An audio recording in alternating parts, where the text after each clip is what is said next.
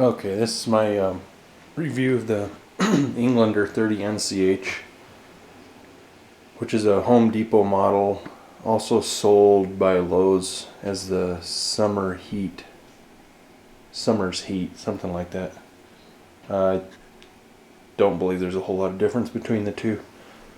Maybe some trim or something like that. I'll just go through and show you how I have mine set up here. I have a piece of telescoping pipe here to make up for some difference. I still had to go with a regular piece of 6-inch stovepipe here, like 4 inches, just to make up for the difference in height here.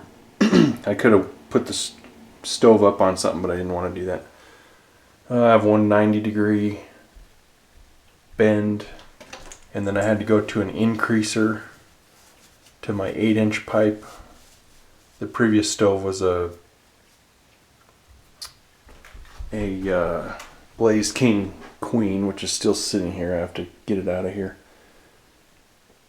I love that stove. However, I had some major creosote issues in there, and I think it was just bad leaky old pipe. It was an 80s install and probably hadn't been changed since then.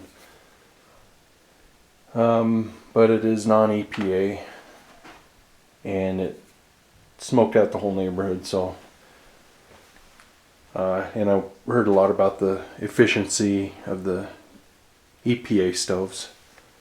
When I was researching EPA stoves, I was kind of confused between catalytic and non-catalytic, thinking only catalytic was EPA approved, and it's not. Catalytics are very efficient, but you have that catalytic converter you're always worried about, which I guess apparently they go bad every so often. So this one just has stainless steel tubes that bring in preheated air, and it's ignited.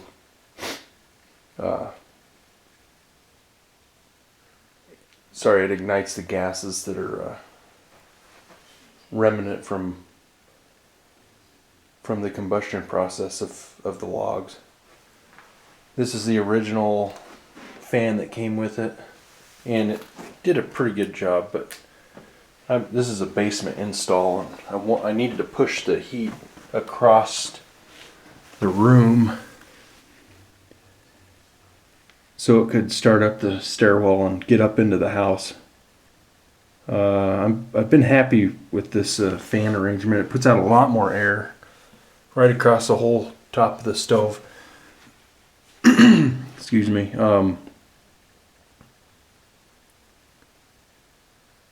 The first one I ordered, however, had a short in it, and when I was putting it on, I got shocked, and I looked inside of it, and the wires were not even hooked up inside, or I think one of the crimps had come undone. So Englander was more than obliged to send me another fan for free, which I think was very fair. I just have this old thermometer on here. I have this one at the appropriate height above, I believe they said 15 to 20 inches or 15 to 18 inches, something like that. This is a kind of a review on these too. Whoever makes this one, it is not accurate. Maybe I got a bad one, I don't know. This one seems to be much more accurate. And this one's more accurate, and this thing's ancient.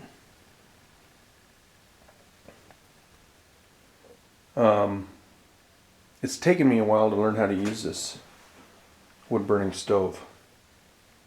That one, you threw wood in it and you just forgot about it and let it burn, and it pumped out all kinds of heat because it's not double insulated like these are.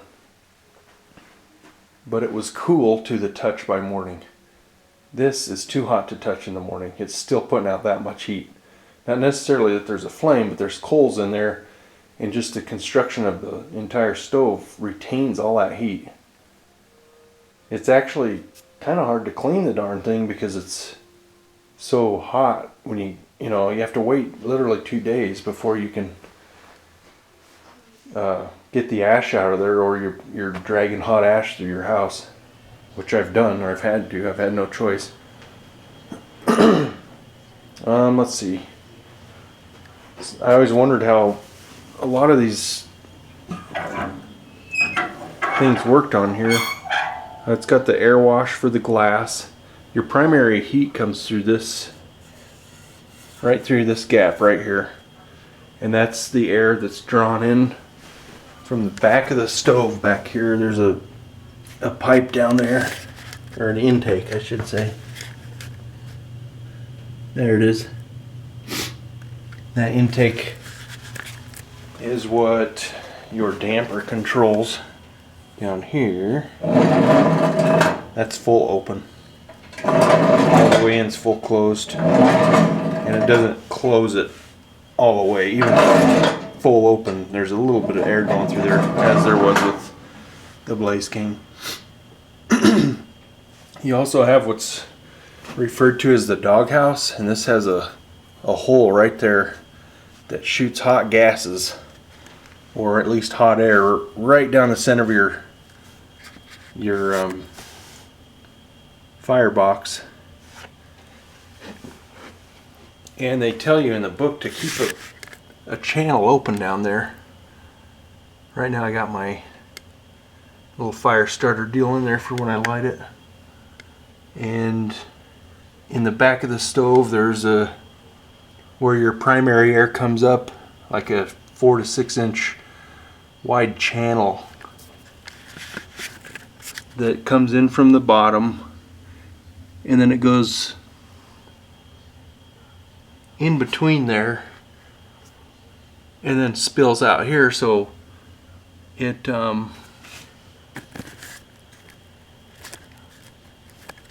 is superheated or heated on its way to where it hits the glass here. And I can't believe how clean, I just cleaned it, but how clean this glass stays after several burns. If you're burning right, it will stay clean for several days and several loads of fuel.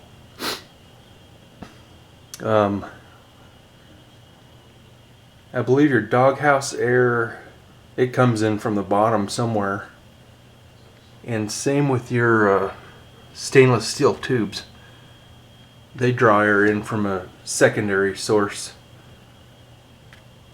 and it's heated before it exits through the tubes. And when you get it burning nice and hot, you'll have at least usually 3 out of the 4 every time that's lit real good.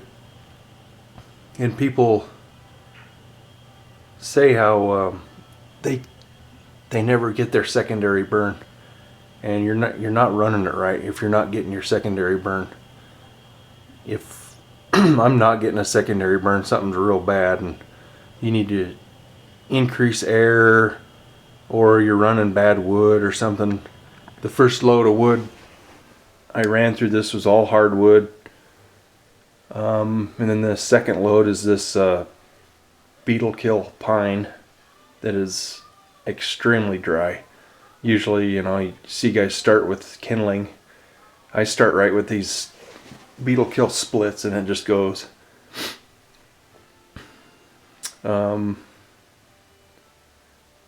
I know I don't have an ideal setup for stovepipe because I'm increasing to 8-inch, which they say, you know, cools your flue temps and then can lead to creosote up top.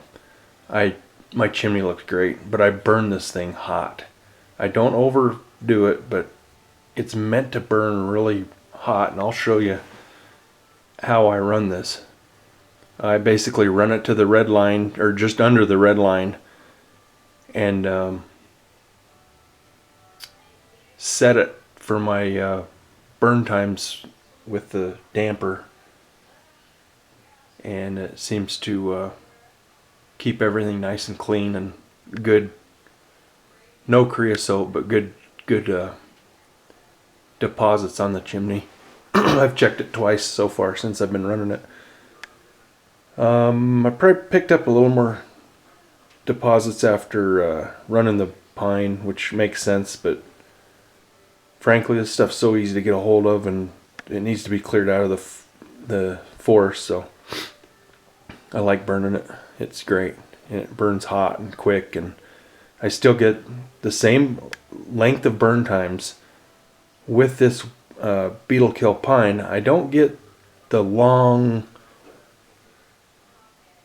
2-day hot coal sitting in there like you do with the hardwoods, which makes perfect sense, but hardwood's just a little too hard to get around here. Not hard, but you pay a little more depending on where you go, and unless you can come across it somewhere. But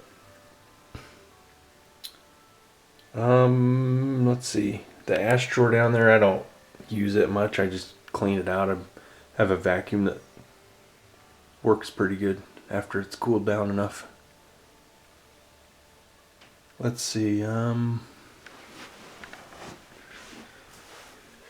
I guess I'll fire this thing off, and I know I have more wood in there that's recommended. They in the book tell you to keep it below the tops of the fire brick. That's just the way I run it, and it runs fine. Excuse me, I might be lacking on my circulation in there with that much wood in it, but the way I run this thing, it seems to do all right. So let me get the matches and I'll light this thing.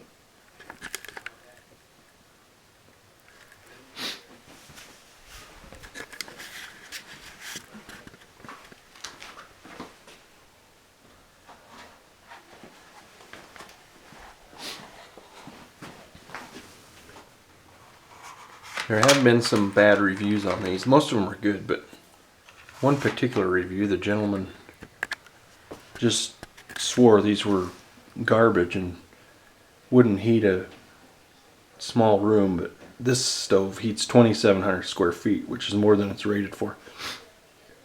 Excuse me. I've ran it when it's negative to, below zero outside, and I gotta run it a lot harder, but it works.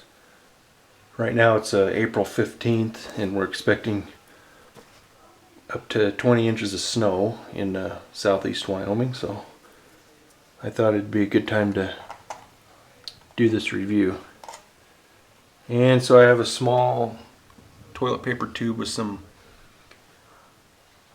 paper that's been through the shredder and some wood that I was picked up after cutting logs, and usually that's about all it takes to get this thing going with this beetle kill. Hopefully. This is the first time I've tried this. Usually I put some laundry lint in there or some old paper or something, but hopefully this takes off.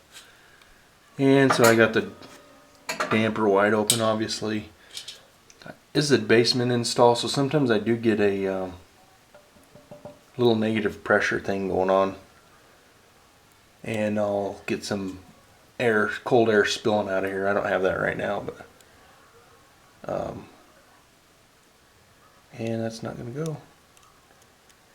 I must have it too full.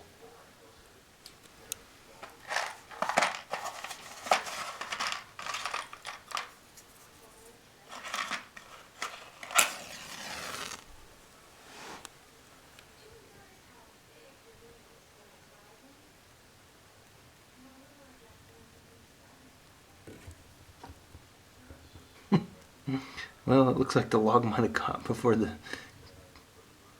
tinder I used.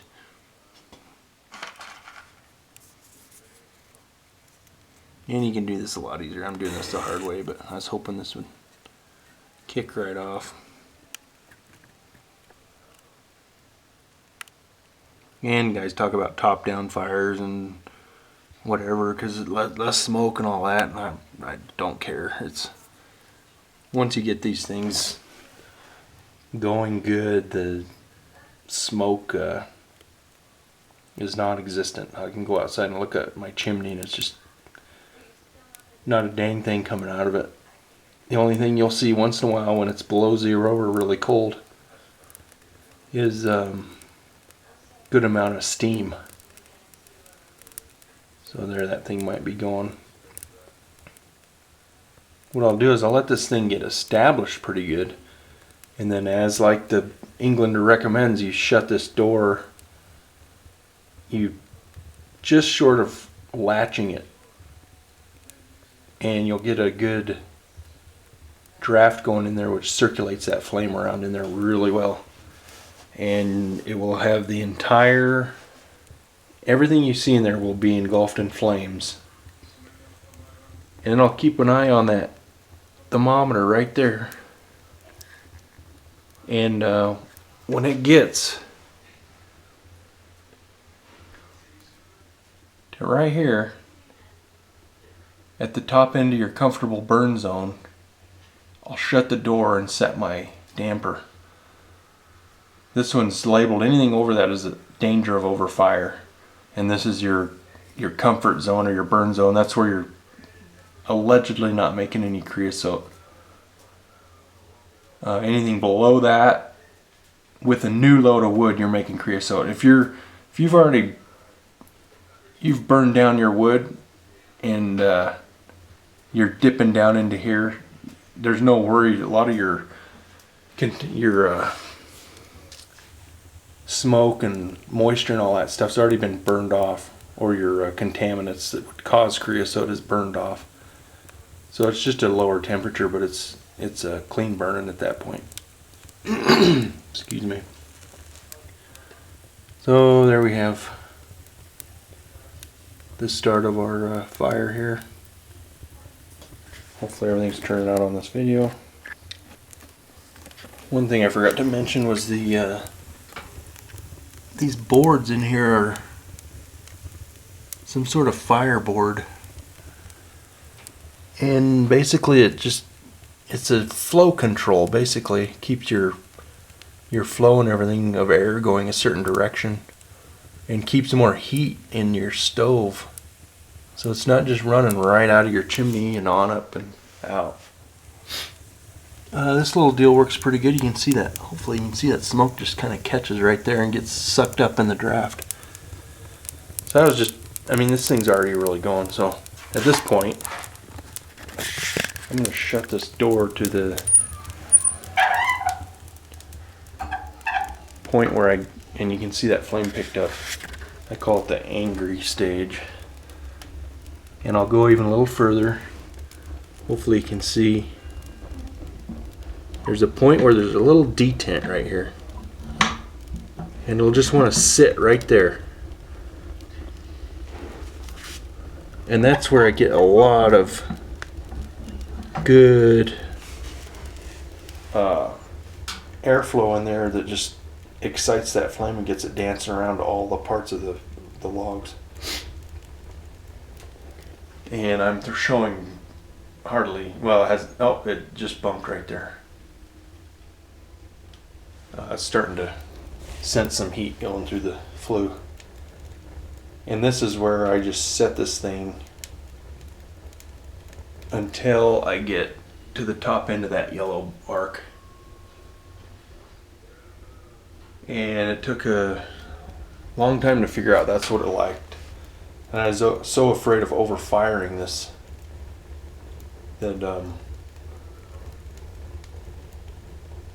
I was basically too conservative.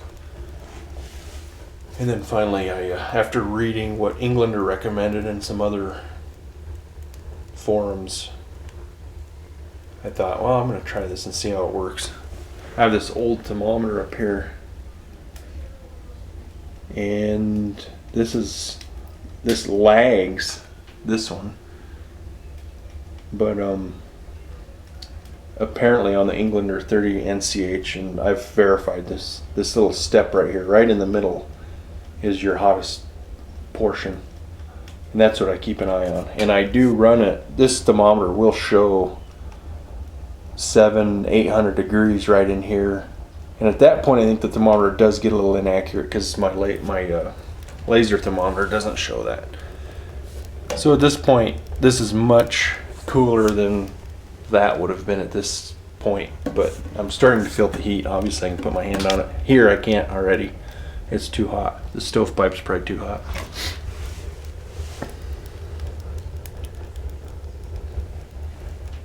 And here we are really doing good on all our wood catching and starting to combust good. The little doghouse, you won't notice anything coming out of there for a while. But when I do shut this down and start controlling the amount of air going through it,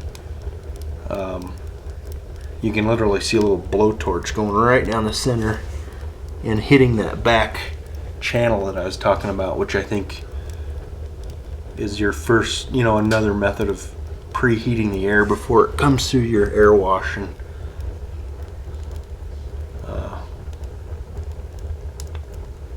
helps with the other combustion of your fuel.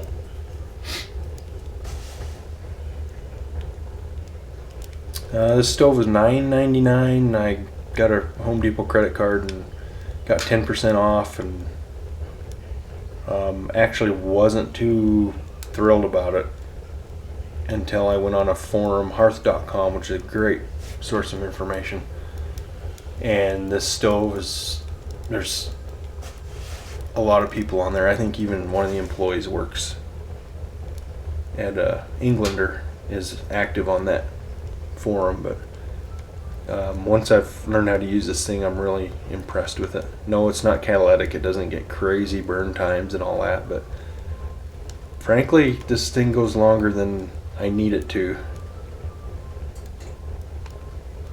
And I don't have to worry about catalytic converters and all that.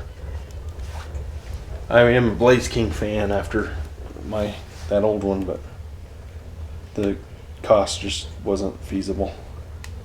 This is the Model A of wood burning stoves, in my opinion. It's just an awesome piece of equipment. It's the best thing I've bought for the money.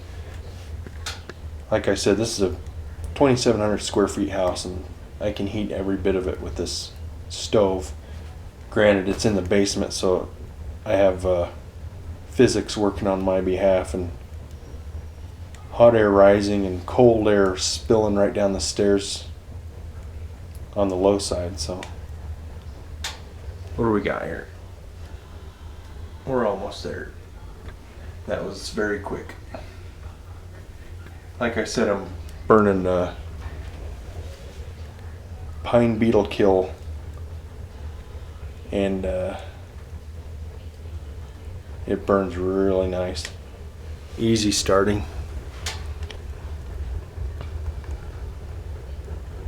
I'd like to see a little more of that on fire up front there, because anything that's not on fire is going to contribute to smoke, just like you can see down there. That's my whole, I like to go outside and see no smoke coming out of the chimney. And 95% of the time that's the way, and if it's not, then usually I can figure out what I've done wrong. So there we have it. This is where I shut the door and make it airtight, except for the air I'm intentionally bringing in through the design of the stove. So let's see. Yep, I'll go ahead and shut this, and we'll see the flame go from angry to soothing. Bam. And that's with the damper full open. Alright, so I'm a little over my yellow. I'm confident I'm not overfiring. And you can see secondaries from row 3, and there's another row back there. I rarely see that doing secondaries, but now what I do, see this, and it all depends on how far you screw this thing on. So if you barely have it on there, you're going to get a different sense of how much you need. I just go all the way in with it. You see that? Then I come out. And I go to where the tip of this meets this. And that just seems to be a happy place. Like Bob Ross. So secondaries, going good. You can see that I don't have the flamethrower thing going right now, but you can see how that hot air is being pushed down the center of the channel. That's getting pretty hot. And one reviewer, was setting wood on top of here and saying how it wasn't heating and EPA this and that, and I'm not a fan of the EPA, but he didn't know what he was doing. There's over 600 degrees in climbing, and it will continue to climb to about, the way this burn's going, it's going to climb to about 650 or 700 on here. And then anytime normally I would put on the fan on the back and go upstairs and forget about it and just wait for the heat to creep upstairs and enjoy. But I don't want to hear that fan.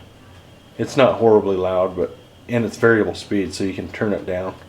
Oh, we'll go check that out.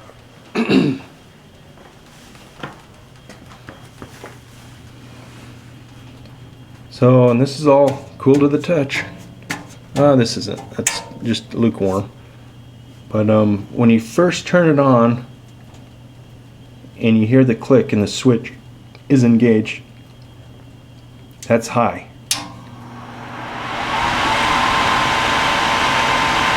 And then as you go down, the rheostat starts to take it down. That's low. And there is a point where my stovetop temp gets so high that I have to turn that on to help cool it. But I've never overfired this yet. I've turned the lights out and looked for the orange glow and all that type of stuff. I've never had it, but that could actually be a little cleaner burn there. So I'll just increase the air by pulling this out a little bit.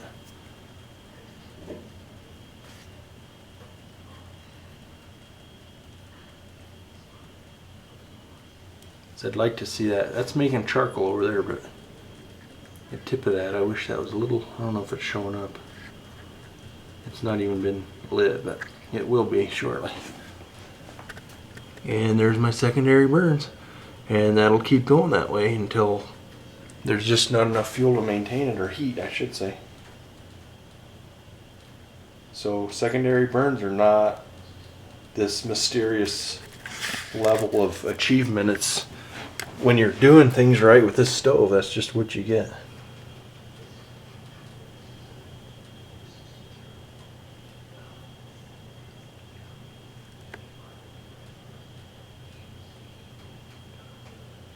I can hear my furnace running, but that thing will be off in probably 20 minutes.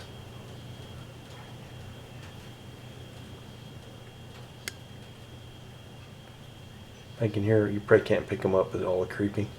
If you're not getting burns out of some of these tubes, there just isn't any gases. You can see this one in the back is just really igniting good, and this one in the middle there is picking up the rest of it, and then up front it's just done. It's afterburning, if you will. Those gases, and here you can see gases igniting over here in the corner.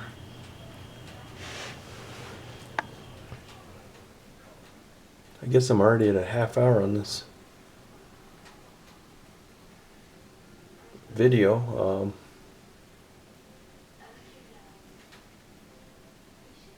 I am thoroughly impressed with this economical stove. It's a good product, and there's you can get a cold air kit for it, or a outside air kit, I should say, and bring air in from outside and do all that stuff.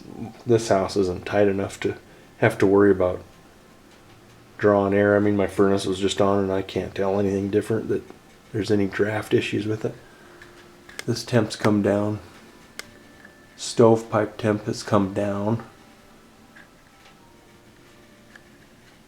But my stove top, where the majority of your heat's coming off of, is right up there. And I mean, it is cooking. And that'll just stay that way for, probably 3 or 4 hours. It's kind of, nobody's really defined these burn times for these stoves and these manufacturers' stats, but you know, if your house is well insulated and you go through a load of fuel and your house keeps the heat in, then what's it matter how long it burns for?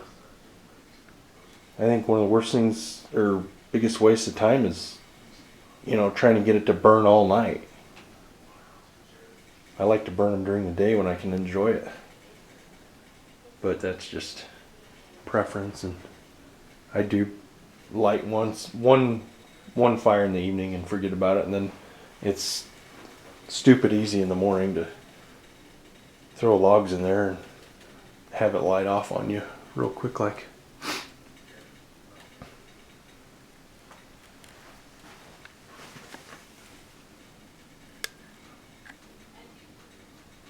Yep, that's a good fire going there. Pretty good. I'd like to see a little bit of that smoke down there. Not there, but I'll guarantee that smoke isn't making it out the chimney. And my secondary burns are going beautiful. And there you can see that. Not quite. Once in a while you see a little flare up from that doghouse air going out, but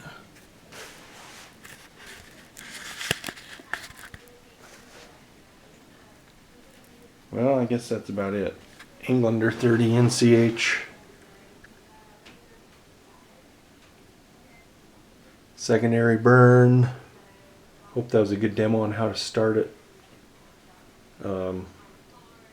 Things I found out: you gotta have seasoned wood for any fire, any wood burning stove. Hardwood versus pine. I don't care. Hardwood's easy to get out east. It's not out here. And this pine doesn't burn that dirty when you burn it properly. I really have no complaints. Alright. Gonna enjoy this fire. Good night.